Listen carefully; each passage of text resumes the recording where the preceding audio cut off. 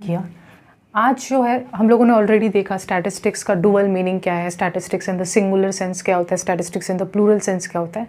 और इन the singular sense में हम लोगों ने ये भी जाना कि स्टैटिस्टिक्स जो है वो as a subject, as a tool देखा जाता है, जिसमें सेवरल स्टेप्स होते हैं, data collection, data organisation, presentation, ये सब जानते हैं।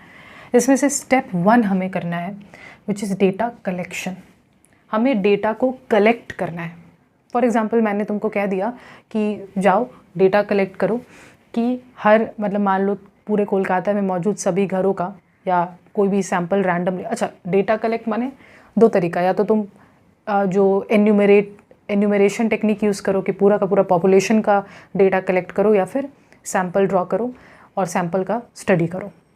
पर इस बात को समझो, डेटा कलेक्शन जब भी हम लोग डेटा कलेक्शन करने जाते हैं तो वो 2 तरीके से होता है। देखो, एक तो होगा कि भैया मैं अपने रिसर्च के हिसाब से पूरा एक्यूरेट डेटा कलेक्ट करना चाहती हूँ, मैं लिटरली फर्स्ट हैंड जाके वो इन्फॉर्मेशन कलेक्ट करूँगी। पैसा लगेगा, मेरा एनर्जी लगेगा, मुझे अकेले शायद काम भी ना बने, मुझे मल्टीपल लोगों को रखना पड़ेगा, जो भी हो जाए मैं फर्स्ट हैंड जाके वो डेटा कलेक्ट करूँगी। मैं ऑन ग्राउंड उतरूँगी और ऑन ग्राउंड जाके वो डेटा कलेक्ट करूँगी। That is called primary data. जो भी डेटा फर्स्ट हैंड कलेक्ट किया जाता है, एक स्पेसिफिक पर्पस को दिमाग में रखते हुए इसको कलेक्ट किया जाता है, उसको बोलते हैं फर्स्ट हैंड डेटा। लेकिन मान लो मैंने ये डेटा निकाला, इसके ऊपर स्टडी किया, इसको पब्लिश कर दिया। आने वाले 5, 10, 15, 20 सालों में या उससे भी ऊपर कोई मेरे ही जैसे टॉपिक या मेरे से ही सिमिलर टॉपिक के ऊपर खुद का कुछ रिसर्च करना चाहता है, कुछ पता करना चाहता है, उसके पास भी 2 रास्ता होगा। या तो कम्प्लीटली वो ऑन ग्राउंड उतरे और अपने नीड्स के हिसाब से एक नया डेटा कलेक्ट करे, या तो जो मैंने डेटा डाल दिया है ऑलरेडी उसी डेटा को यूटिलाइज़ करे और अपने तरीके से उस डेटा को स्टडी करने का कोशिश करे, अपने रेलेवेंस के हिसाब से उस डेटा को देखने का कोशिश करे। तो मेरा डेटा उस बंदे के पॉइंट ऑफ व्यू से एक सेकेंडरी डेटा सोर्स बन जाएगा। प्लीज़ अंडरस्टैंड, जब मैंने फर्स्ट टाइम वो डेटा कलेक्ट किया था, वो डेटा पहले से नहीं था, मेरे को ऑन ग्राउंड उतरना पड़ा, पैसे खर्च करने पड़े, एफर्ट्स लगाने पड़े, और फर्स्ट टाइम जाके वो मैंने डेटा कलेक्ट किया, then that is a primary data, that is a primary data. लेकिन जब वो डेटा ऑलरेडी पब्लिश हो गया और बाकी रिसर्चर्स ने मेरे डेटा को एक सोर्स बनाया, उसको यूज़ किया, उसके इन्फॉर्मेशन को यूटिलाइज़ करके अपने और पेपर्स को लिखा, मुझे क्रेडिट भी दिया, लेकिन लिखा उन लोगों ने अपने नीड के हिसाब से मेरे इन्फॉर्मेशन को यूज़ किया, then my data is not collected by them. वो लोग तो कलेक्ट नहीं किए, then my data becomes a secondary data source for their research. उनके रिसर्च के लिए मेरा डेटा एक सेकेंडरी डेटा होगा, जबकि मेरे रिसर्च के लिए मेरा डेटा प्राइमरी डेटा था, I collected it. Got my point? ये 2 डिस्टिंक्शन है। तो हम लोग जानते हैं कि स्टैटिस्टिक्स में जो स्टैटिस्टिक्स का सिंगुलर सेंस में मीनिंग था, स्टैटिस्टिक्स एज अ टूल था, उसमें डेटा कलेक्शन फर्स्ट स्टेप होता है, राइट? फर्स्ट स्टेप होता है टू कलेक्ट द डेटा। इसमें हम लोग जानते हैं 2 डेटा, ठीक है? सो ऑन द, इसको लिखो, on the basis of source, ठीक है? On the basis of source it is classified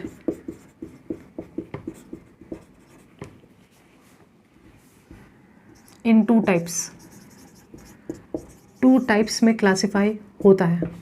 एक क्या है? प्राइमरी डेटा, एक क्या है? सेकेंडरी डेटा, ठीक है? हमको कुछ इंपॉर्टेंट पॉइंट ऑफ डिफरेंसेस लिखने हैं, जस्ट हम लोग बेसिक जानकारी के लिए उन पॉइंट ऑफ डिफरेंसेस को हम लोग लिखेंगे, ठीक है? तो एक सेकेंड, मैं कोई भी पॉइंट मिस नहीं करना चाहती। या सो पॉइंट ऑफ डिफरेंसेस हम लोग लिखने वाले। सबसे पहले तो ओरिजिनलिटी के पॉइंट ऑफ व्यू से बताओ, ओरिजिनलिटी के पॉइंट ऑफ व्यू से तो इसमें कोई शक की बात नहीं है कि प्राइमरी डेटा ओरिजिनल डेटा है, क्योंकि you collected it for the first time collect हुआ, इसलिए एक ओरिजिनल डेटा। इसको काफ़ी बार फर्स्ट हैंड डेटा भी कहते हैं।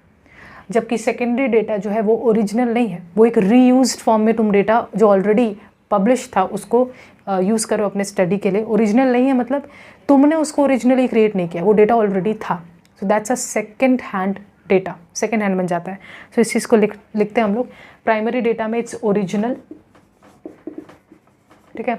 ओरिजिनल लिखो, इसको फर्स्ट हैंड लिखो,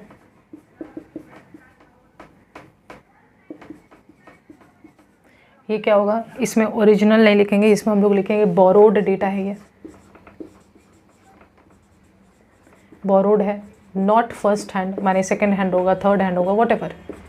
ऐसा हो सकता है ना कि मेरे, मान लो मैंने डेटा, मैंने खुद सर्वे किया, मैंने खुद इस डेटा को प्रेजेंट किया फर्स्ट टाइम, उसके बाद इस डेटा को इस बंदे ने यूज़ किया अपने रिसर्च में, फिर इसमें जो इंटरप्रिटेशन, मेरे डेटा का जो रूप, जो रिज़ल्ट इसने अपने स्टडी में यूज़ किया, उस स्टडी के हिसाब से एक थर्ड बंदा अपने लिए यूज़ करे, फिर उसने जो स्टडी किया उसके लिए। तो ऐसे मल्टीपल रोटेशंस होते रहते हैं, लेकिन हमारा मुद्दा है बस वो ये फोकस करना कि भैया आपने ओरिजिनली वो डेटा कलेक्ट किया था या नहीं। मैं अपना रिसर्च लिख रही हूँ, रिसर्च लिखते वक्त मैंने अपने आप ग्राउंड पे जाके वो डेटा कलेक्ट किया है, then that is a primary data. लेकिन मैंने एक रिसर्च लिखा, उसमें मैंने ग्राउंड पे जाके कलेक्शन नहीं किया, मैंने एक ऑलरेडी पब्लिश्ड सोर्स को यूज़ किया और अपना एक रिसर्च कर डाला, रिसर्च लिख डाला, तो फिर that becomes a secondary data. ठीक है, ये हुआ। दूसरा, तुम बताओ किस में कॉस्ट ज़्यादा आएगा? कोई शक की बात है नहीं कि प्राइमरी डेटा ज़्यादा कॉस्टली होगा। ठीक है, ये हाईली कॉस्टली है। क्यों? क्योंकि ऑन ग्राउंड जाके कलेक्ट करना, और काफ़ी बार अकेले नहीं होते, एजेंट्स हायर करने पड़ते हैं, मल्टीपल लोग्स के साथ जाना पड़ता, बहुत ही कॉस्टली है। लेकिन सेकेंडरी डेटा जो होता है वो चीपर होता है, वो इतना कॉस्टली नहीं होता है, क्योंकि आप ऑलरेडी एक पब्लिश्ड रिसोर्स को यूज़ कर रहे हो, तो आपके लिए उतना ज़्यादा महंगा नहीं होगा। टाइम किस में ज़्यादा लगता है?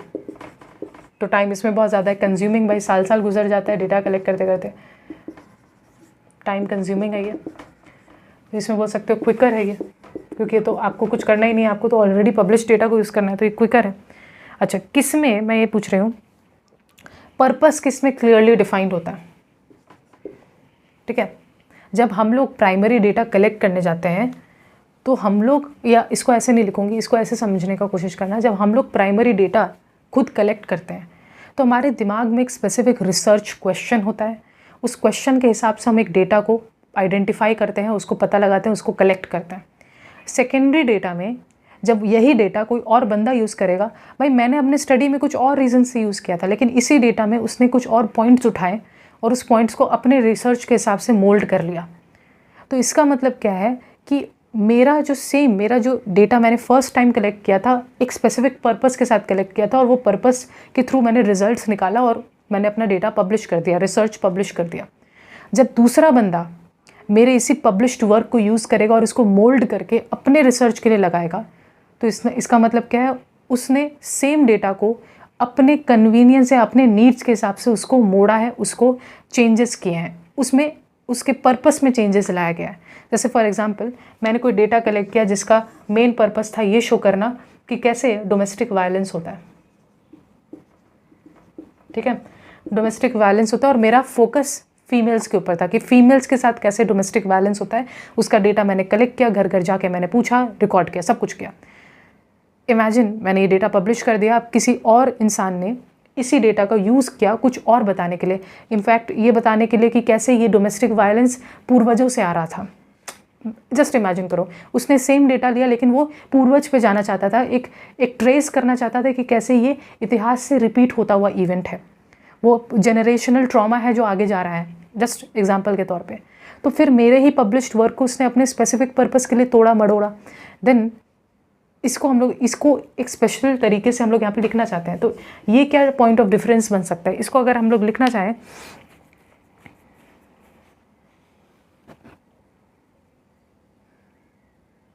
ठीक है, बोल सकते हो सूटेबिलिटी।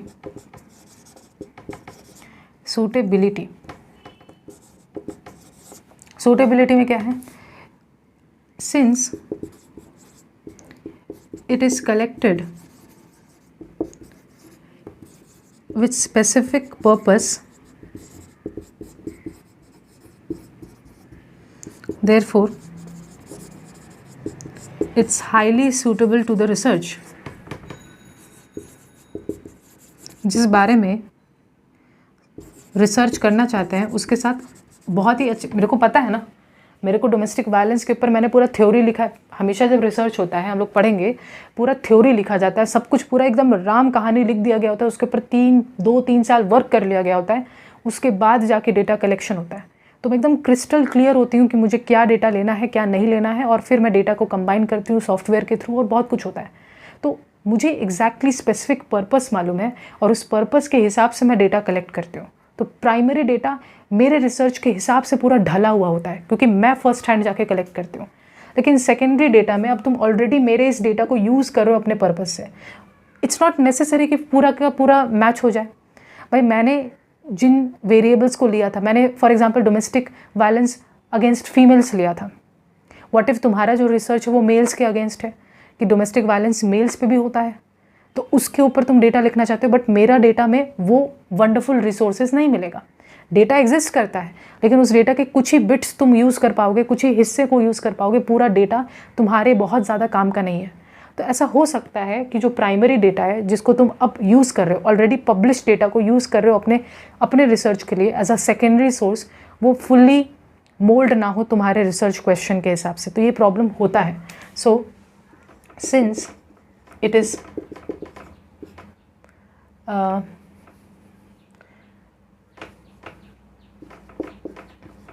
the purpose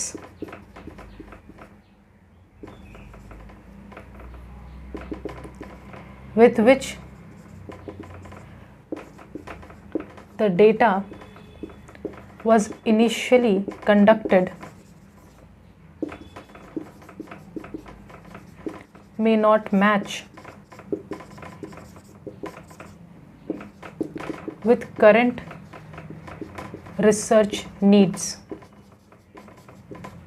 ठीक है, हो सकता है कि इतना मैच ना हो, तो सूटेबल थोड़ा कम हो। एक बार फिर रिवाइंड करो। हम लोगों ने बोला प्राइमरी डेटा ओरिजिनलिटी के हिसाब से एकदम ओरिजिनल फर्स्ट हैंड डेटा होता है। मैं ऑन ग्राउंड अपने हाथ पैरों को गंदा करती हूँ और रिसर्च करती हूँ और फिर उस पर डेटा कलेक्ट कर रही हूँ। लेकिन जब मैं ऑलरेडी एग्जिस्टिंग डेटा को यूज़ कर रही हूँ अपने किसी रिसर्च वर्क में, मैं कोई डेटा कलेक्ट नहीं की हूँ, then the data that I am using it is a secondary data, it's not a primary one. मैंने एज अ ऑथर उसको कलेक्ट नहीं किया है एज एन ऑथर। कॉस्ट के हिसाब से ये हाईली कॉस्टली होता है, बहुत ज़्यादा टाइम कंज्यूमिंग, बहुत ज़्यादा मेहनत लगता है इसको कलेक्ट करना।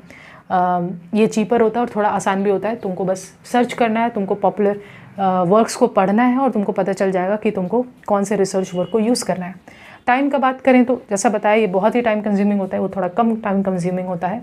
सूटेबिलिटी में, बिकॉज ये मेरे पर्पस के हिसाब से मैंने डिज़ाइन किया, तो ये हाईली सूटेबल होता है। लेकिन ये एक ऑलरेडी पब्लिश्ड वर्क को अपने नीड्स के हिसाब से मोल्ड करवाना थोड़ा डिफ़िकल्ट पड़ जाता है। अच्छा, एक्यूरेसी पे बात करो, यानी कौन सा ज़्यादा एक्यूरेट होगा। अब बहुत सारे लोग बोलेंगे कि भाई डेटा तो डेटा है, एक्यूरेट कैसे? एक्यूरेट कैसे, ज़रा समझना। एक्यूरेसी, भाई मैं जब फर्स्ट टाइम डेटा कलेक्ट करती हूँ, मुझे अगर गड़बड़ी नज़र आता है मैं उसको अपने हिसाब से ठीक कर सकती हूँ। लेकिन एक सेकेंडरी डेटा जब तुम यूज़ करते हो, यानी कि एक डेटा ऑलरेडी पब्लिश था और तुम अपने रिसर्च वर्क के लिए जब उसको यूज़ करते हो, तुम बहुत श्योरिटी नहीं ला सकते कि मतलब तुम जाके वापस हिस्ट्री में जाके वापस पास्ट में जाके चीज़ों को ठीक नहीं कर सकते। व्हाट इफ़ तुमको ऑथर का 99% काम अच्छा लगा, जैसे उन्होंने डेटा कलेक्ट किया एक्सेट्रा, बट 1% तुमको लगता है यहाँ पे कुछ कमी है, ये पर्टिकुलर वेरिएबल नहीं लेना चाहिए था, ये चीज़ ऐसे नहीं होना चाहिए था, उन्होंने हो सकता है सिर्फ और सिर्फ 3-4 साल का डेटा लिया हो, तुमको चाहिए था कि एटलीस्ट 10 साल का डेटा लेते। अब इसका कहने का मतलब है कि एक बार वो चीज़ें प्रीवियस ओरिजिनल क्रिएटर ने, ओरिजिनल जब वो डेटा बनाया जा रहा था या कलेक्ट किया जा रहा था, ओरिजिनल बंदे ने जिस तरीके से उस डेटा को फॉर्म कर दिया है, अब उसमें चेंजेस नहीं ला सकते तुम। तो एक्यूरेसी के हिसाब से प्राइमरी डेटा ज़्यादा एक्यूरेट है। तुम्हारे रिसर्च के नीड के हिसाब से वो एक्यूरेटली फ्रेम किया जा सकता है। तुम्हारा जो रिसर्च का नीड है उस हिसाब से उस डेटा को हम फ्रेम कर सकते हैं, बदल सकते हैं, मोल्ड कर सकते हैं। बट सेकेंडरी डेटा को हम उस तरीके से मोल्ड नहीं कर पाएंगे क्योंकि वो ऑलरेडी पास्ट में ही क्रिएटेड हो चुका है। सो अगर हम लोग एक्यूरेसी के हिसाब से लिखें बोल सकते हैं, सिंस द रिसर्चर, और सिंस, या बोल सकते हैं primary data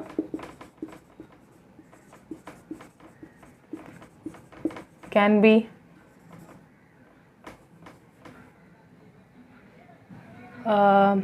reframed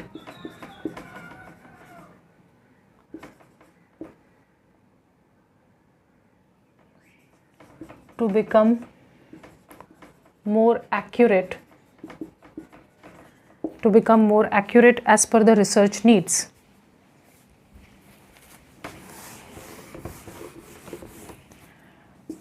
As per the research needs. और इस तरफ हम लोग क्या लिखें, secondary data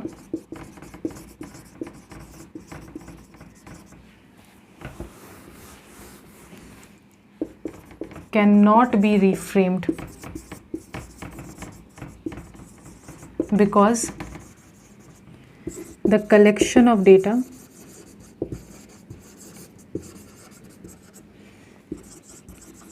is already done in the past.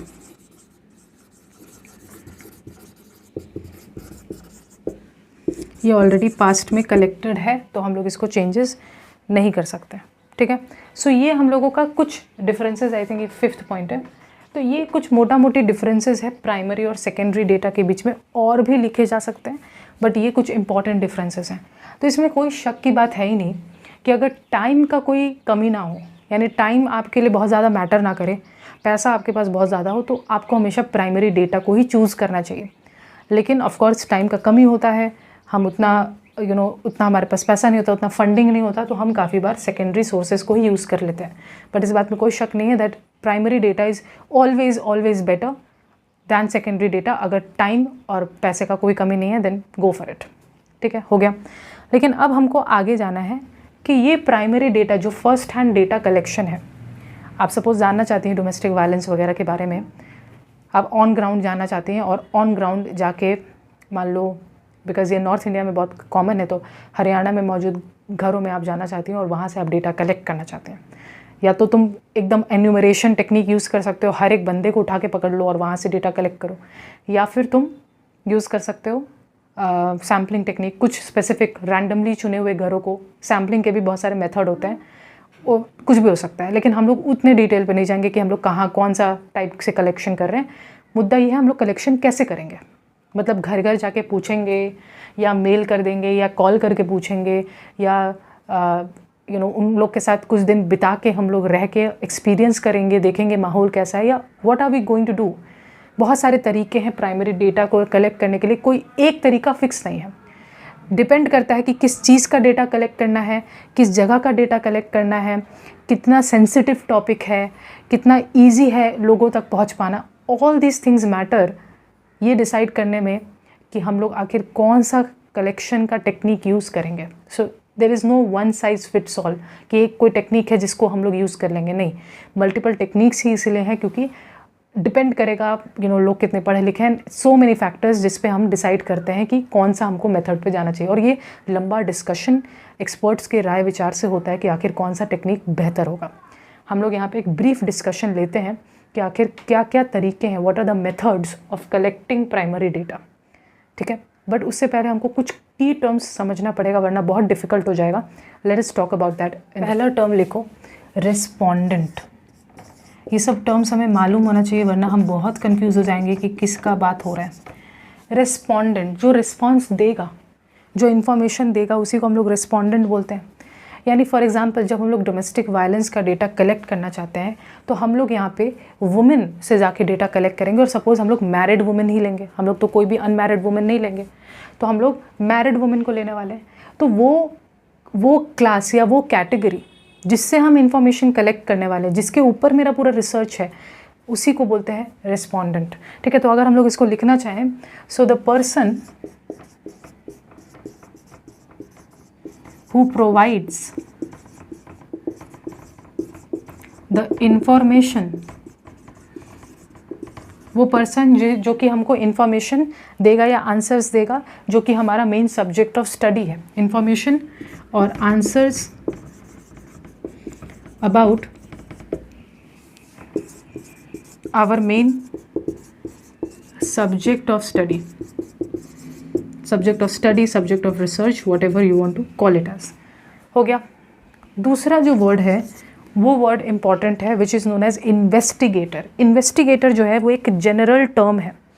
ये वो पर्सन है जो कि ये पूरा का पूरा रिसर्च या स्टडी कंडक्ट करेगा, यानी कि ये वो बंदा है जो कि रिसर्च कैसे कंडक्ट करना है, रिसर्च का मेथड क्या होगा, हम कैसे जाके कलेक्ट करेंगे, बेसिकली वो बंदा जो अल्टीमेटली रिस्पोंडेंट से इन्फॉर्मेशन गैदर करेगा। इन्फॉर्मेशन जो देगा वो है रिस्पोंडेंट, जो गैदर करेगा डेटा को एक्चुअल में कलेक्शन जिसका काम है वो है investigator. So investigator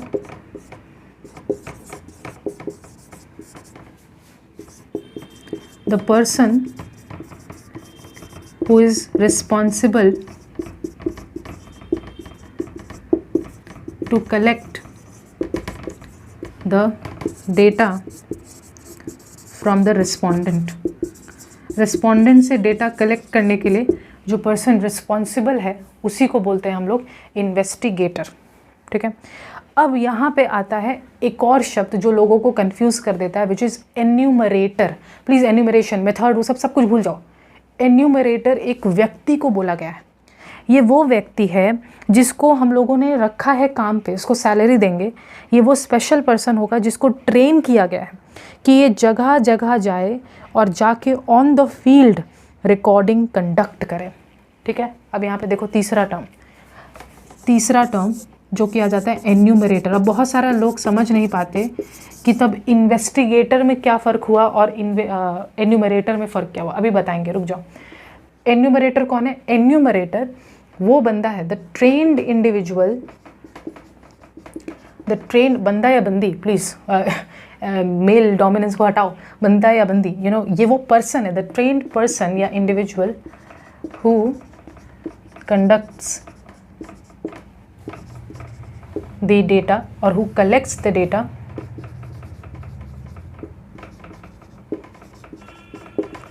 on ground। और ये यूजुअली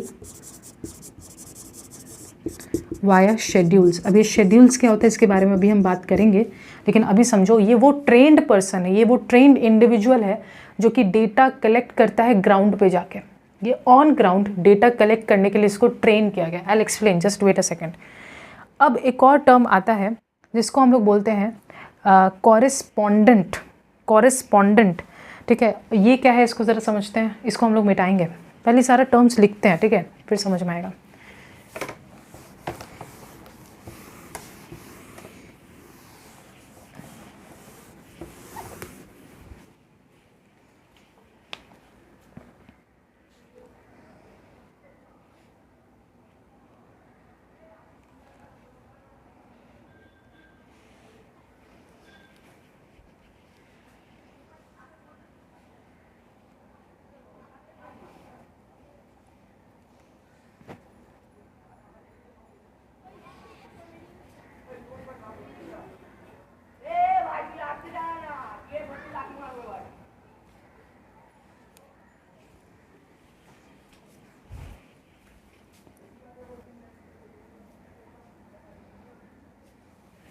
ओके, फिर आता है तुम्हारा फोर्थ टर्म जो कि है कॉरेस्पॉन्डेंट। ठीक है, ट्रेन्ड इंडिविजुअल या trained person who resides in a particular locality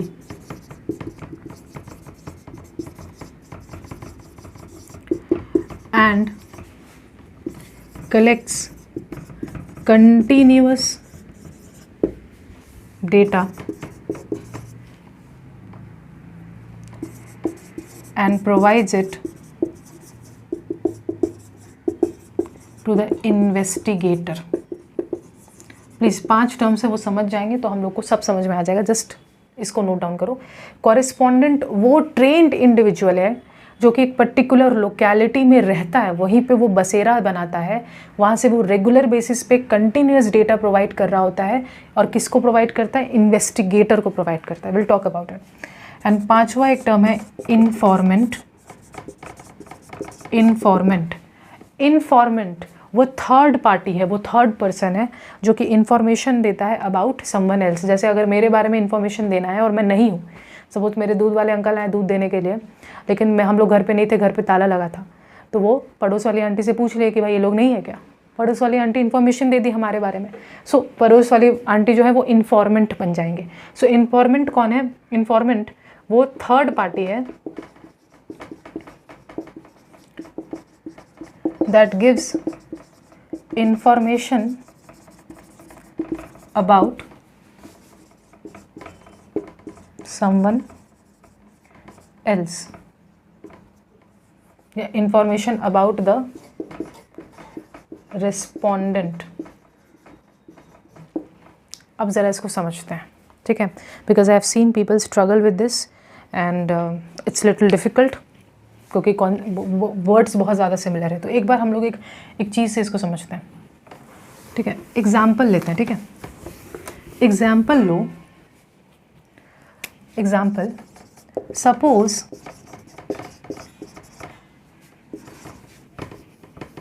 the government gives the responsibility to the department, to a department to collect data on domestic violence on women, ठीक है, क्योंकि वही एग्जाम्पल को हम लोग कंटिन्यू कर रहे हैं। तो मान लो सरकार जो है उसने अपॉइंट किया एक डिपार्टमेंट को जो वुमेन सेफ्टी के ऊपर काम करते हैं, और उन डिपार्टमेंट का काम है कि वो लोग अब हरियाणा में डेटा कलेक्शन करें डोमेस्टिक वायलेंस से रिलेटेड। औरतों के पास जाएं, औरतों से पूछें उनके साथ कभी डोमेस्टिक वायलेंस हुआ या नहीं हुआ, क्या वो नॉर्मल मानती हैं इन सब चीज़ों को, क्या अगर वो मार खा जाए अपने हस्बैंड के थ्रू क्या वो नॉर्मल है। ऑफ कोर्स नॉर्मलाइज कर दिया गया है, इस पर मैं अपना पर्सनल ओपिनियन नहीं दूंगी, बट ये डेफिनेटली एक बहुत हार्ड कोर कॉन्सेप्ट है जिसके ऊपर रिसर्चेस हैं। बट सपोज़ ये लोग फर्स्ट हैंड जाके डेटा कलेक्ट करते हैं, यहाँ पे बोलो समझना, ये जो डिपार्टमेंट को असाइन किया गया जिसका टास्क है कि ये लोग पूरा का पूरा एक रिसर्च वर्क कंडक्ट करेंगे, डेटा कलेक्ट करेंगे, उसको डिज़ाइन करेंगे, सब कुछ करेंगे, इस डिपार्टमेंट को हम लोग बोल सकते हैं इन्वेस्टिगेटर, ठीक है। ये डिपार्टमेंट है इन्वेस्टिगेटर, हो गया। अब ज़रा समझना, इस डिपार्टमेंट का जो मेन हेड होगा वो इन्वेस्टिगेटर है इस पर्टिकुलर टॉपिक का, समझ में आ गया। अब इसमें रिस्पोंडेंट कौन है? जो वुमेन है, और वुमेन माने मैरिड, बिकॉज हम लोग डोमेस्टिक वायलेंस माने हम लोग मैरिड वुमेन का ही ज़्यादातर बात करें, तो मैरिड वुमेन जो है वो रिस्पोंडेंट है, उनके थ्रू हमको डेटा, उन्हीं का डेटा हमको कलेक्ट करना है, तो वो रिस्पोंडेंट है हमारी, कोई डाउट नहीं इस पर। अच्छा, अब यहाँ पे ज़रा समझो, अगर ये डिपार्टमेंट खुद डेटा कलेक्ट नहीं करता है, जबकि खुद डेटा कलेक्ट ना करके ये अपॉइंट करता है, ध्यान से देखना, ये खुद डेटा कलेक्ट नहीं कर रहा है, ये अपॉइंट कर रहा है किसी और को, कुछ और मान लो 10,000 20,000 लोगों को हायर कर रहा है 6 महीने के लिए, जो जिनका काम होगा, उनको ट्रेनिंग दिया जाएगा, जिनका काम होगा घर घर जाके डेटा कलेक्ट करने का।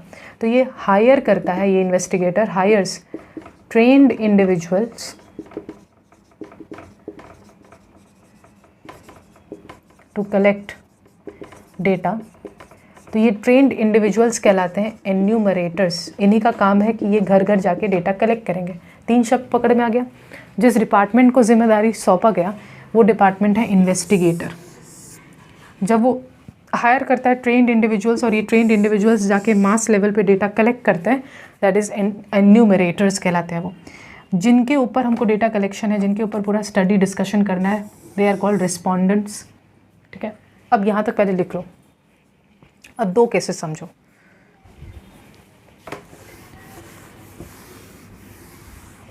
नाउ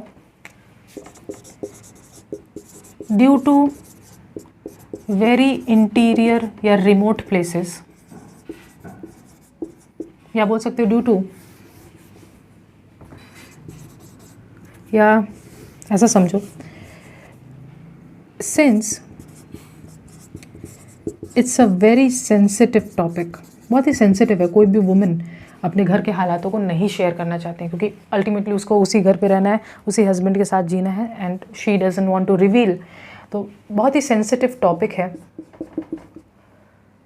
बिकॉज ये टॉपिक इतना सेंसिटिव होता है, तो यहाँ पे होता क्या है कि काफ़ी बार रिवील नहीं किया जाता है इसको, काफ़ी बार इस चीज़ों को डायरेक्टली नहीं बताया जाता है, उनके साथ होता है ना कि नहीं नहीं वो आपसे मिलने के लिए तैयार नहीं है, तो हम लोग तब पड़ोसी से ही डेटा कलेक्ट कर लेते हैं कि आपने कभी सुना है शोर शराबा मारपीट होते हुए, क्योंकि टॉपिक इतना सेंसिटिव है कि मेन रिस्पोंडेंट तक हम नहीं पहुंच पा रहे हैं, हम किसी और से डेटा कलेक्ट कर रहे हैं। सो वो जो पड़ोसी हैं जिनके थ्रू हम लोगों ने उस मेन रिस्पॉन्ड, मान लो कोई पड़ोस में रहने वाला 18+ बेटियां हैं, बच्चे हैं, ठीक है, लड़के हैं, और हम लोगों ने पूछा ये जो आंटी यहाँ पे रहती हैं क्या उनके साथ कभी वायलेंस होते हुए देखा है, सुना है, कभी कंप्लेन किए हैं, कभी कुछ बोली हैं, और उन लोग के थ्रू हम लोग डेटा कलेक्ट कर रहे हैं। देन बिकॉज ये बहुत ही सेंसिटिव टॉपिक है और हम लोग मेन रिस्पोंडेंट तक नहीं पहुँच पाए और हम लोग पड़ोसियों से डेटा कलेक्ट कर रहे हैं, तो वो पड़ोसी जो हैं वो हमारे लिए इन्फॉर्मेंट हैं, क्योंकि वो इन्फॉर्म कर रहे हैं मेन रिस्पोंडेंट्स के बारे में। So sometimes some respondents may refuse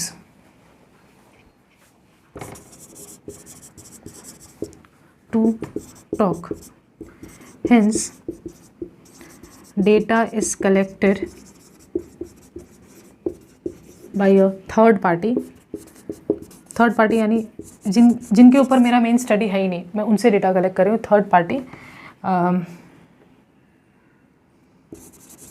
called informants. ठीक है, ऑफ कोर्स ये मेरा तब कहीं ना कहीं प्रॉब्लम भी है इस चीज़ का, क्योंकि व्हाट इफ वो लोग झूठ बोले या सच बोले, वो लोग भी छुपा दें, जो भी हो, इसकी वजह से मेरे को एक्यूरेट डेटा मिलने में भी प्रॉब्लम होता है। ठीक है, ये हुआ। नाउ सपोज़ हम लोगों ने रिसर्च पब्लिश कर दिया और सरकार ने देखा कि ना, हरियाणा में जो सिचुएशन है वो बहुत ज़्यादा अच्छा नहीं है, बहुत ही बुरा सिचुएशन है।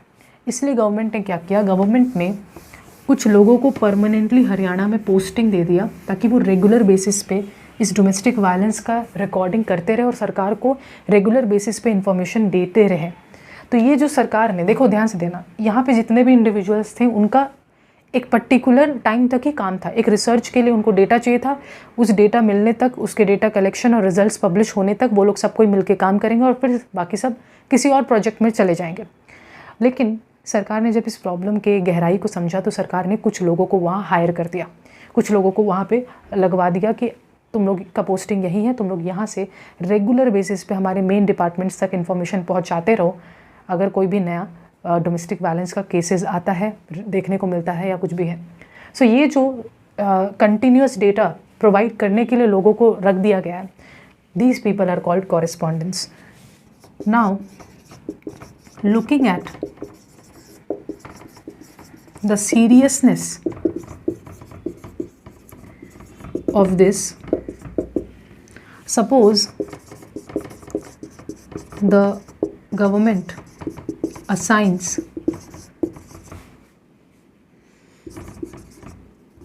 some people who would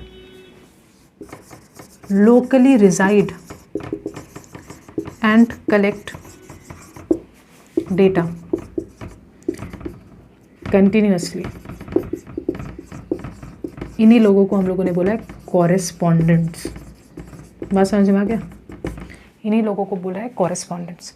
एक और एग्जांपल ले सकते हो। फॉर एग्जांपल हम लोग जानना चाहते हैं, ये हम लोगों ने वुमेन का केसेस ले लिया, सपोज़ हम लोग जानना चाहते हैं मेन, मान लो डाउरी के केसेस को, डाउरी यानी दहेज, हरियाणा में ये भी खूब चलता है, नॉर्थ इंडिया में बहुत चलता है ये, तो दहेज डाउरी के केसेस देखना चाहते हैं। अगेन सरकार ने क्या किया, एक डिपार्टमेंट असाइन किया। वो डिपार्टमेंट क्या कहलाएगा, वो डिपार्टमेंट कहलाएगा इन्वेस्टिगेटर। जो हाउस होल्ड लोग हैं जहाँ पे बेटियों का नया नया शादी हुआ है, उन घरों में जाके हम लोग पूछताछ करेंगे, वो घर हमारे लिए रिस्पॉन्डेंट हो जाएंगे। जिन घरों में हम जाके पूछताछ नहीं कर पा रहे, वो कंफर्टेबल नहीं है इन्फॉर्मेशन देने से, तो हम लोग पड़ोसियों के थ्रू इन्फॉर्मेशन लेंगे, वो पड़ोसी इन्फॉर्मेंट बनेंगे। इन्वेस्टिगेटर खुद तो जाएगा नहीं, वो बहुत सारे एजेंट्स को हायर करेगा, जो एजेंट्स जाएंगे डेटा कलेक्ट करेंगे, उन सबको हम लोग एन्यूमरेटर्स बोलेंगे। और जब डाउरी के केसेस कुछ ज़्यादा देखने को मिलेंगे तो वहाँ पे कुछ लोकल लोगों को, जर्नलिस्ट लोगों को बिठा दिया जाएगा जो रेगुलर बेसिस पे डेटा देते रहें, और उन लोगों को कॉरेस्पॉन्डेंट्स बोलेंगे। ठीक है, बात समझ में आ गया? जो न्यूज़ एजेंसीज़ होते हैं ना, जो खबर देते हैं, बिहार से जुड़ा हुआ खबर, ये एजेंसीज ज़रूरी नहीं कि बिहार में बैठे हैं, लेकिन इनके रिपोर्टर्स सब बिहार वगैरह में हैं, जहाँ से इन्फॉर्मेशन ये कलेक्टली कंटिन्यूसली प्रोवाइड करते रहते हैं। तो वो लोग कॉरेस्पॉन्डेंट्स होने का काम करते हैं, कंटिन्यूस डेटा प्रोवाइड करते रहते हैं। ठीक है, ओके। सो ये हो गया। की टर्म्स अभी कंप्लीट नहीं हुआ है, 2 और टर्म्स हैं जिन पे हमको डिफरेंस देखना है। Difference between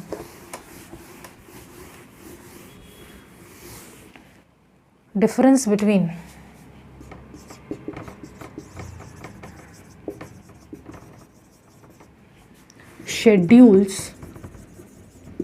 and questionnaires। Schedules क्या होता है और क्वेश्चनेयर्स क्या होता है? क्वेश्चनेयर्स का स्पेलिंग देखो पहले। शेड्यूल्स किसको बोलते हैं और क्वेश्चनेयर किसको बोलते हैं? बहुत सारे लोगों के लिए ये एक डिफ़िकल्ट बोल सकते हो पॉइंट होता है, लेकिन एक्चुअल में इन दोनों में डिफरेंस ज़रूर है। अगर हम लोग देखें यहाँ पे शेड्यूल्स क्या है और क्वेश्चनेयर्स क्या है। पहली बात, let's talk about it. Difference की फॉर्म में ही लिखते जाएंगे और डिफरेंसेस हम लोग देखेंगे तो इजीली हमको समझ में आएगा। नंबर 1 पॉइंट जो है वो लिखो। पहली बात तो होता क्या, जैसे मैं एक एग्जांपल दे रही हूँ, या तो मेरे को तुमसे डेटा कलेक्ट करना है, 2 तरीका। या तो मैं तुम्हारे जीमेल एड्रेस पे या तुम्हारे बाय पोस्ट जो भी है तुमको मेल कर दूँ एक चिट्ठी, या ऑनलाइन तुमको कुछ मेल कर दूँ फॉर्म, और तुमको बोल दूँ कि भैया तुम फिल करके मुझे वापस सेंड बैक कर दो। पोस्ट है तो बाय पोस्ट सेंड बैक कर दो इस एड्रेस पे, या फिर तुम इस मेल एड्रेस पे वापस सेंड कर दो। तो जब मैंने तुमको सामने से खुद से फिल करने का आज़ादी दे दिया कि just fill it by yourself and send it back to me, then that is called questionnaires. Questionnaires वो लिस्ट ऑफ क्वेश्चंस होते हैं जिनको रिस्पोंडेंट खुद फिल करता है। बात समझ में आया? लेकिन शेड्यूल्स क्या होते हैं? शेड्यूल्स में क्या हुआ, मैं तुम्हारे घर आई, मैंने तुमसे कुछ पूछा और तुम्हारे जवाब के हिसाब से मैं टिक कर रही हूँ या उसमें फिल कर रही हूँ, then I am not giving you, मैं तुमको क्वेश्चन पेपर नहीं दे रही हूँ, क्वेश्चन पेपर बोल रही हूँ, मैं तुमको क्वेश्चनेयर नहीं दे रही हूँ, मैं तुमको वो लिस्ट ऑफ क्वेश्चंस नहीं दे रही हूँ, क्वेश्चनेयर नहीं बोलना, मैं तुमको वो लिस्ट ऑफ क्वेश्चंस नहीं दे रही हूँ, मैं खुद तुमसे जवाब मांग के खुद फिलिंग कर रही हूँ, यानी एन्यूमरेटर खुद फिलिंग कर रहा है, then that becomes a schedule. देखो क्वेश्चंस वही है, ध्यान से देखना, क्वेश्चंस वही है, लिस्ट ऑफ क्वेश्चंस वही है, लेकिन जब तुमको भेज दिया कि तुम रिस्पोंडेंट खुद फिल करो, दैट्स अ क्वेश्चनेयर। लेकिन जब तुम्हारे हिसाब से मैं खुद फिलिंग कर रही हूँ, as an enumerator I am filling it up, then that becomes a schedule. समझ में आया? तो जो पहला बेसिस बनेगा वो होगा ऑन द बेसिस ऑफ, ये लिखने का क्या ज़रूरत है, हु फिल्स इट। बेसिस क्या है? हु फिल्स इट, कौन इसको भरता है। तो शेड्यूल में enumerator fills on behalf of whom? On behalf of respondent के बिहाफ पे, उनके जवाब के हिसाब से। और क्वेश्चनेयर को कौन फिल करता है? Respondent themselves। रिस्पोंडेंट्स खुद भरते हैं क्वेश्चनेयर्स को। बात समझ में आया? दूसरा क्या है? Presence of investigator. अच्छा बताओ, क्वेश्चनेयर भेजते वक्त मेरा होना ज़रूरी है क्या? अगर मैं तुमको बाय पोस्ट दे रही हूँ, बाय मेल दे रही हूँ, तो मैं तुम्हारे सामने हूँ या नहीं हूँ उससे मुझे क्या, तुमको बस भरना है।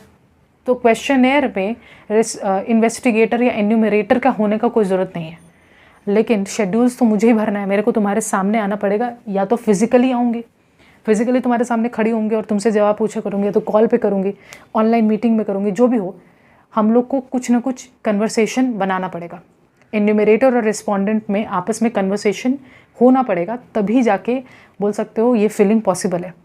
लेकिन क्वेश्चनेयर में हमारा ना तो फिज़िकल ना तो वर्चुअल, मतलब फिज़िकल यानी कि लिटरली आसपास, या फिर वर्चुअल या कोई ऑनलाइन, इसमें कोई भी कनेक्शन नहीं। I just send it to you और फिर तुम फिल करके वापस कर देना। तो यहाँ पे हम लोग बोल सकते हैं सेकेंड पॉइंट ऑफ डिफरेंस वैसे लिखो, प्रेजेंस ऑफ इन्वेस्टिगेटर, या प्रेजेंस ऑफ इन्वेस्टिगेटर बोलो, एन्यूमरेटर बोलो, जो भी बोलो, एन्यूमरेटर भी तो इन्वेस्टिगेटर ही हायर कर रहा है। प्रेजेंस ऑफ इन्वेस्टिगेटर तो शेड्यूल में होना पड़ेगा, अदरवाइज कौन भरेगा? तो यहाँ पे बोल रहे रिक्वायर्ड, यहाँ होना पड़ेगा। और क्वेश्चनेयर में एज सच कोई रिक्वायरमेंट नहीं है, नॉट रिक्वायर्ड, क्योंकि तुमको खुद से यहाँ पे फिल करके देना है। अच्छा तीसरा बताओ, किस में पढ़े लिखे लोगों का ज़रूरत है? मान लो समझो तुम यूपी में बहुत ही पिछड़ा हुआ गांव है, वहाँ तुम बाय पोस्ट सबके घरों में भेज दे रहे हो, क्या तुमको लगता है रिस्पॉन्स आएगा? नहीं आ पाएगा, क्योंकि लोगों को क्वेश्चन ही तुम्हारा नहीं समझ में आएगा, क्योंकि वो उतने पढ़े लिखे नहीं है, जानकार नहीं है, अवेयर नहीं है। तो ऐसे लोगों के लिए जो ज़्यादा लिटरेट नहीं है उनके लिए क्वेश्चनर अच्छा पॉइंट नहीं हो सकता, उनके लिए शेड्यूल्स अच्छा पॉइंट है। घर घर जाके डेटा कलेक्ट करके तुमको फिल करोगे, क्योंकि वो ज़्यादातर केसेस में हो सकता है क्वेश्चंस ना समझें या जो भी हो।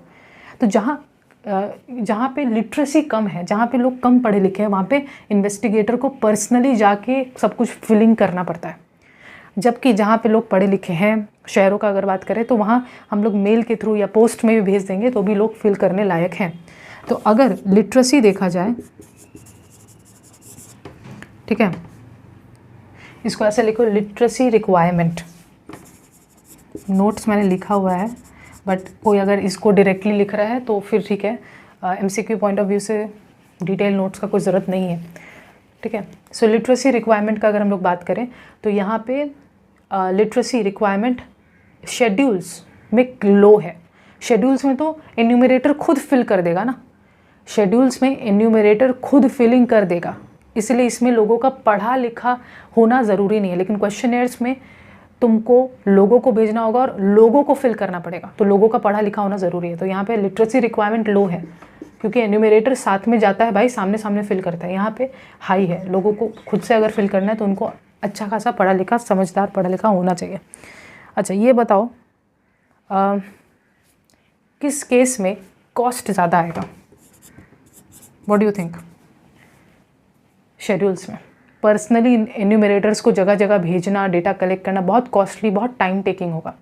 लेकिन क्वेश्चनर्स इजी होंगे, क्विकर होंगे, क्योंकि मेल के थ्रू भेजना है, पोस्ट के थ्रू भेजना है, तो बहुत ही वास्ट एरिया को भी कवर कर लोगे आसानी से। पूरे गांव में सभी लोगों को बाई पोस्ट भेज दिए, लेकिन कनेक्टिविटी भी अच्छा होना चाहिए ऑफ कोर्स भेजने के लिए। तो शेड्यूल्स जो है उनका कॉस्ट काफ़ी हाई होता है, लेकिन इनका कॉस्ट लो होता है। अगर हम लोग बोलेंगे जोग्राफिकल कवरेज, क्योंकि जा जाके कवर करना है, जा जाके डेटा रिकॉर्ड करना है, तो ये लो होता है, मुश्किल होता है इतना वास्ट एरिया को कवर करना। ये हाई होता है, पूरे इंडिया भर में तुम क्वेश्चनर भेज सकते हो भाई, पूरा इंडिया भर का कवरेज तुमको मिलेगा, ठीक है। अच्छा, मुझे कुछ एक्स्ट्रा और पॉइंट्स जानना है, वो है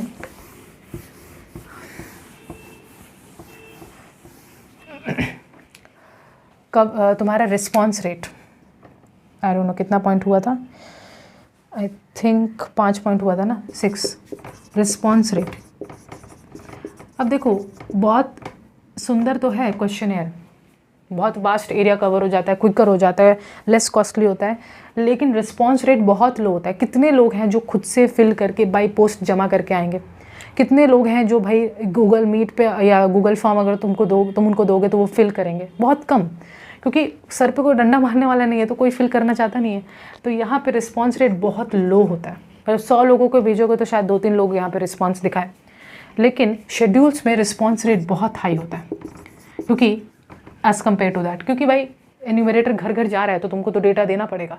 1-2 घर में लोग नहीं है तो मिस हो गया, अदरवाइज़ जहाँ जा रहे हैं वहाँ से डेटा मिलता है, ठीक है। सो रिस्पॉन्स रेट के हिसाब से शेड्यूल्स बहुत अच्छे हैं, ठीक है। अच्छा, यहाँ पे बताओ एक्यूरेसी।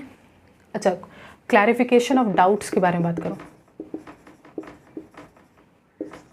बिकॉज एन्यूमरेटर्स यहाँ पे खुद टिक कर रहा है। कोई रिस्पॉन्स, कोई क्वेश्चन पूछे उनसे और वो उनको नहीं समझ में आया तो पूछ सकते हैं, मेरे को समझ में नहीं आया, आप इसको एक्सप्लेन करो, and according to that I can fill, ठीक है। लेकिन क्वेश्चनर में तो मैंने तुमको भेज दिया है, अब तुम खुद क्या समझे, मिसअंडरस्टैंड के, समझ में नहीं आया, तो डाउट का कोई क्लैरिफिकेशन का स्कोप नहीं है। तो यहाँ पे नो स्कोप है, कोई स्कोप ही नहीं है क्वेश्चनर में कि डाउट क्लैरिफाई हो। इसमें has scope, questionnaire sorry doubt नहीं समझ में आया, then the enumerator can clear it, ठीक है, has scope for doubt clarification. और इसी से जॉइंट पॉइंट है एक्यूरेसी, बिकॉज यहाँ डाउट क्लैरिफाई होता है तो यहाँ पे एक्यूरेसी हाई होता है। तुमको पता चल गया एक्चुअल में मेरा सवाल क्या था, उस हिसाब से तुम जवाब दोगे। यहाँ मिसअंडरस्टैंड हो सकता है कि भैया समझ में नहीं आया, एज ए रिजल्ट गलत आंसर टिक कर दिया, तो यहाँ पे लो होता है, यहाँ पे एक्यूरेसी थोड़ा सा लो होता है। बात समझ में आया? सो ये हम लोगों ने कुछ डिफरेंसेस देखे। तो शेड्यूल्स और क्वेश्चन है सेम नहीं है, लिस्ट ऑफ क्वेश्चंस हो सकते हैं उन दोनों में सेम हो, बट ये डिपेंड करता है कि पूछने वाला कौन है। अगर एन्यूमरेटर जाके पूछ रहा है और फिर रिकॉर्डिंग हो रहा है, फिर वो खुद टिक करे, खुद एन्यूमरेटर टिक करे, देन दैट्स अ शेड्यूल।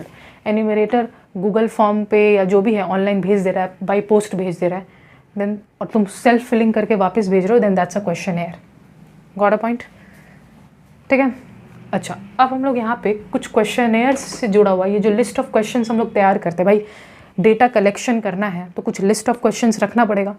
उन लिस्ट ऑफ क्वेश्चंस पे थोड़ा सा एक बार डालते हैं नज़र कि क्या क्या बातें ध्यान में रखना होगा।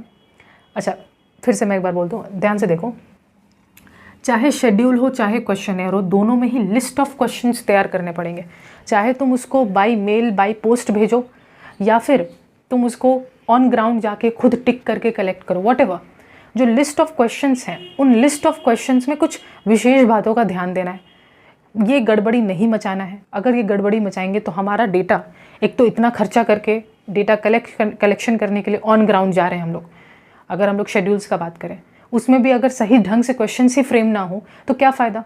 तो इसलिए बहुत इंपॉर्टेंट है ये जान लेना कि कौन कौन से टाइप के क्वेश्चंस इंक्लूडेड होने चाहिए, किन चीज़ों को, किन गलतियों को अवॉइड करना चाहिए जब हम लोग लिस्ट ऑफ क्वेश्चंस बना रहे हैं। ऑफ गुड क्वेश्चनेयर या फिर शेड्यूल, जो भी बोलना है, वो बेसिकली लिस्ट ऑफ क्वेश्चंस हम कैसे तैयार करें उसके कुछ इंपॉर्टेंट बातचीत को हमको ध्यान में रखना है।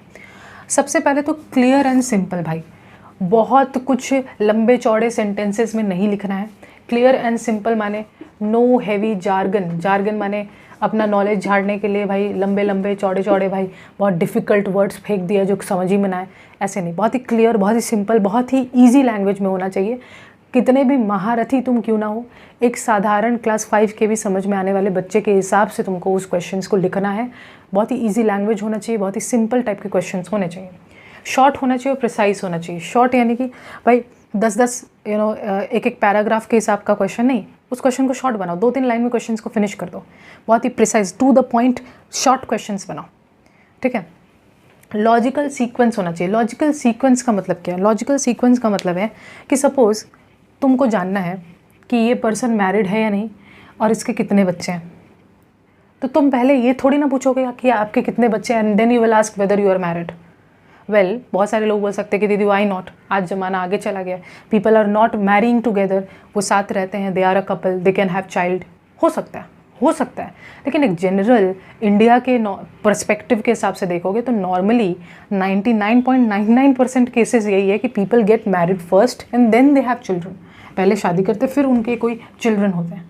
तो लॉजिक भी वही होना चाहिए, first you should ask whether that person is married and फिर उसके बाद हमको जानना है कि whether they have any child और नॉट। बात समझ में आ रहा है? यू शुड नॉट आस्क कि आपके बच्चे हैं और फिर जा रहे हो whether you are married or not. That's an illogical way of questioning things. So एक लॉजिकल सीक्वेंस होना चाहिए। बहुत ज़्यादा पर्सनल और सेंसिटिव नहीं जाना है। पर्सनल सेंसिटिव यानी फॉर एग्जाम्पल अनलेस बहुत ज़्यादा ज़रूरी हो, you don't need to go in personal. For example किसी के फैमिली मेम्बर का, वाइफ का, वॉट एवर का डेथ हो गया, क्यों डेथ हुआ, कौन से साल में, if that is necessary for your studies go for it. लेकिन अगर अननेसेसरी, तुम्हारे मेन टॉपिक के साथ बहुत ज़्यादा उसका रिश्ता नहीं है, just for the sake of information तुम कलेक्ट कर रहे हो, डोंट डू दैट। लोगों को इतने पर्सनल इन्फॉर्मेशन तक जाने का ज़रूरत नहीं है अनलेस इट इज़ नेसेसरी, ठीक है। क्वेश्चंस उतने ज़्यादा पर्सनल नहीं होने चाहिए। पहली बात, नॉट एम्बिग्यूअस। एम्बिग्यूअस का मतलब होता है कि एम्बिग्यूअस उसको बोलते हैं जहाँ पे क्लैरिटी नहीं होता। तुमने सवाल पूछ लिया है लेकिन सवाल का कोई क्लैरिटी नहीं है। तुमने एक ऐसा क्वेश्चन पूछ लिया है जिस क्वेश्चन का मीनिंग ये भी हो सकता है, ये भी हो सकता है। फॉर एग्ज़ाम्पल तुमने पूछा कि फॉर एग्ज़ाम्पल तुमने कुछ ऐसा पूछ लिया, फॉर एग्ज़ाम्पल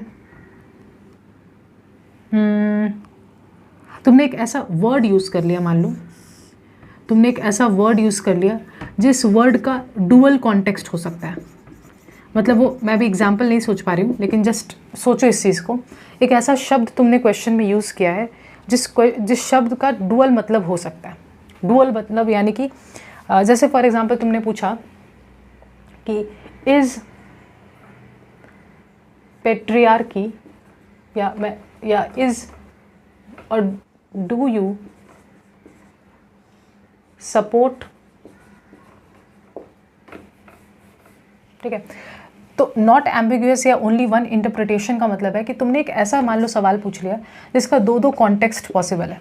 मतलब जो जवाब देने वाला बंदा है, वो जवाब देने वाला बंदा कंफ्यूज हो जाएगा, मतलब तुम्हारा क्वेश्चन उसको समझ में नहीं आएगा, है ना। कभी कभार ऐसे क्वेश्चंस पूछ दिए जाते हैं तुम्हारे को, मतलब तुम उसको दोनों तरीके से सही समझते हो, तुमको लगता है ये भी सही है वो भी सही है, you are not very clear. अब देखो शेड्यूल में क्या होगा, एन्यूमरेटर सामने होगा, पूछ लोगे। क्वेश्चनेयर के फॉर्म में जब मिलेगा तो डाउट में ही रह जाओगे और गलत आंसर पे टिक कर दोगे या छोड़ दोगे उसको। That's a problematic thing. ऐसा एकदम क्रिस्टल क्लियर होना चाहिए कि भैया तुम पूछ क्या रहे हो। कुछ ऐसा हाफ वे, आधा अधूरा पूछ के छोड़ दिए, डिटेल में गए नहीं, स्पेसिफिक नहीं हुए कि एग्जैक्टली क्या जानना चाहते हैं, ऐसे नहीं। एकदम क्लियर, एक ही उसका मीनिंग एकदम क्लियर होना चाहिए, सिर्फ उसका एक ही इंटरप्रिटेशन, एक ही मतलब जो भी कोई पढ़ेगा उसको समझ में आ जाएगा कि क्वेश्चन पूछ कह रहे हैं। ऐसा नहीं है कि 10 लोग कुछ और समझ रहे हैं उस क्वेश्चन का, 10 लोग कुछ और समझ रहे हैं। जैसे हम लोग एग्ज़ाम में काफ़ी बार जब क्वेश्चंस ऐसे लिखे जाते हैं, क्वेश्चंस इतने अजीब तरीके से लिखे होते हैं कि समझ में नहीं आता है कि ये पूछ कह रहे हैं। इसलिए कुछ बच्चे उसको कुछ और समझ के आंसर करते हैं, कुछ बच्चे कुछ और। नहीं, क्वेश्चन ऐसा होना चाहिए कि एकदम क्लियर हो कि पूछा क्या जा रहा है, ताकि हर बंदा जब उस क्वेश्चन को रीड करे तो फिर उसको समझ में आए कि एग्जैक्टली पूछा क्या गया। ठीक है। फिर आता है रीज़नेबल लेंथ। माने अगर तुम्हारा रिसर्च ऐसा है जिसमें 10-12 क्वेश्चन से हो जाएगा, देन 10-12 क्वेश्चन में ही लिमिट करो। 100-100, 150-150 क्वेश्चन करोगे भाई, कोई जवाब नहीं देना चाहेगा। ठीक है। बहुत सारे लोग, मेरे साथ ऐसा हुआ है कि एक दीदी ने गूगल फॉर्म मुझे सेंड किया था क्वेश्चनेयर के फॉर्म में। उसमें लिटरली दीदी ने बोला 5 मिनट लगेगा, मैं भर रही हूँ। 230 के ऊपर क्वेश्चंस था। मेरे को मैं फेड अप हो गई, मेरा आधा घंटा उसी में चला गया। सो बिल्कुल अच्छा नहीं लगता अगर इतना लेंदी और यूजलेस अगर उसमें क्वेश्चंस हो तो। 7वां है, should not require the respondent to do heavy calculations. अब भाई फॉर एग्जांपल तुम उससे कुछ ऐसा सवाल पूछ रहे हो जिसमें तुम उसको बहुत, अनलेस वो कोई मैथ्स से रिलेटेड कोई डेटा कलेक्शन है, अपार्ट फ्रॉम दैट तुम चेक करना चाहते हो इंडिया में लोगों का मैथमेटिकल नॉलेज क्या है, उसको छोड़ के तुम बेसिकली उनके दिनचर्या का, कितने वो सेल्स करते हैं, इसका एक रफ आइडिया लेना चाहते हो। एक हैवी कैलकुलेशन वगैरह नहीं कि इसका हाफ बेच हो गया, इतना मेंटल लोड रिस्पॉन्डेंट के ऊपर नहीं डालना है। बहुत पास्ट चीज़ों के बारे में भी बात नहीं करना है, क्योंकि पास्ट चीज़ें जो होती हैं, जितना हम पास्ट पे जाते हैं चीज़ों को भूलते हैं, चीज़ें गड़बड़ होते हैं। प्रेजेंट चीज़ों को सामने रखो ताकि ज़्यादा इंसान सोचने या कैलकुलेशन में उसका ज़्यादा एनर्जी ना वेस्ट हो। लास्ट है पायलट टेस्टेड। पायलट टेस्टिंग का मतलब होता है कि इससे पहले कि आप पूरे हरियाणा के लेवल पे उसको पब्लिश कर दें या उस पर्टिकुलर शेड्यूल को लेके पहुंचा दें लोगों को कि भैया 10,000 लोगों को हायर कर दिया, सबको ये शेड्यूल हाथ में थमा दिया, अब ये एन्यूमरेटर्स जा रहे हैं डेटा कलेक्ट कर रहे हैं। आपको पहले छोटे लेवल पे वो डेटा कलेक्ट करके देखना है कि सही ढंग से क्वेश्चंस आंसर हो रहा है नहीं हो रहा है, हम जो पता लगाना चाह रहे थे उसके हिसाब से ये क्वेश्चंस बैठता है या नहीं बैठता है। 500-200 लोगों पे टेस्ट करो, फिर जब लगे कि नहीं सही चल रहा है तब उसको पूरे मास लेवल पे लॉन्च करो। ऐसे नहीं कि चेक नहीं किया और लॉन्च ही कर दिया। तो हमेशा पायलट टेस्टिंग पहले होना चाहिए। ठीक है, ओके।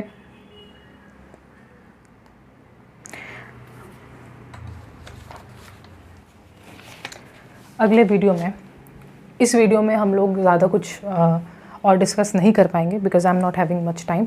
अगले वीडियो में हम लोग प्रोबेबली, अगला वीडियो लास्ट या सेकेंड लास्ट वीडियो होगा और फिर हम लोगों का ये पर्टिकुलर डेटा कलेक्शन वाला टॉपिक डन हो जाएगा।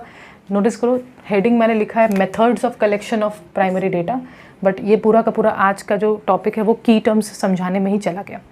यानी बेसिकली की टर्म्स समझाने में, क्वेश्चन या शेड्यूल्स का डिफरेंस बताने में और इन्हीं सब में चला गया। अगले वीडियो से हम लोग बात करेंगे कि फाइनली हमारे पास लिस्ट ऑफ क्वेश्चंस रेडी हैं। अब हम जा रहे हैं डेटा कलेक्ट करने के लिए, या तो हम क्वेश्चनर्स भेज के करेंगे या तो शेड्यूल्स लेके पहुँचेंगे। कैसे कैसे तरीके से हम डेटा कलेक्ट कर पाएंगे वो अगले वीडियो में हम लोग कवर करेंगे।